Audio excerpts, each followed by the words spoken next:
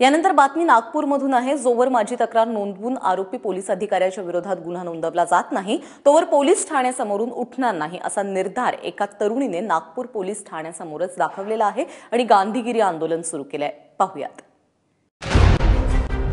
नागपूरच्या अंबाझरी पोलीस ठाण्यासमोर गेल्या 3 दिवसांपासून ही तरुणी ठाण मांडून बसली आहे। एका पोलीस उपनिरीक्षकाने तिच्यावर अत्याचार केल्याचा आरोप या तरुणीने केलाय। पण या घटनेला 7 महिने उलटून गेल्यानंतरही न्याय मिळाला नसल्याचा दावा ती करते। इतकंच नव्हे तर 3 दिवसांपूर्वी आपल्यावर हल्ला झाल्याचा आरोपही तिने केलाय।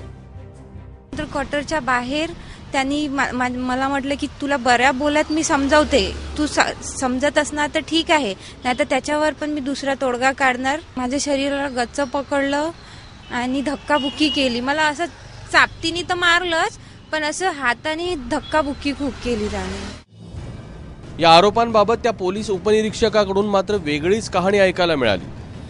मला पोलीस स्टेशनला नाईट ऑफिसर ड्युटीला जायचं होतं। मी माझ्या घरीच हजर असताना ही अचानक माझ्या क्वार्टरवरती आली आणि राहते क्वार्टरवरती येऊन एकदम माझ्यावरती हल्ला केला। 7 महिन्यांपूर्वी या प्रकरणी गुन्हाही दाखल झाला, पण त्याला अटक मात्र झाली नाही। मला न्याय पाहिजे, माझ्यावर अत्याचार झाला, माझी एवढी त्यांनी बदनामी केली, मी कशी काय चूप राहू? आणि तो दुसऱ्या मुलीशी लग्न पण करून राहिला। तपासी अधिकारी यांनी माझे सर्व वैद्यकीय तपासणी आधीच केलेल्या आहे आणि मी सर्व आधीच या गोष्टी केलेल्या आहेत। तपास अधिकारी यांच्याकडे तपास चालू आहे, त्यांचं काय अपडेट आहे मला अद्यापपर्यंत नाही माहिती, पण मी सर्व तपासामध्ये सहकार्य केलेलं आहे। खरं तर तक्रार दाखल केल्यानंतर 3 महिन्यांच्या आत आरोपपत्र दाखल करणं बंधनकारक आहे, पण पोलिसांनी यात अक्षम्य हलगर्जीपणा केलाय। वो चार्जशीट के बारे में अभी मैंने रिव्यू लिया हो, वो अभी स्क्रूटिनी होने का है। विद इन 3-4 डेज में वो चार्जशीट हो जाएगा।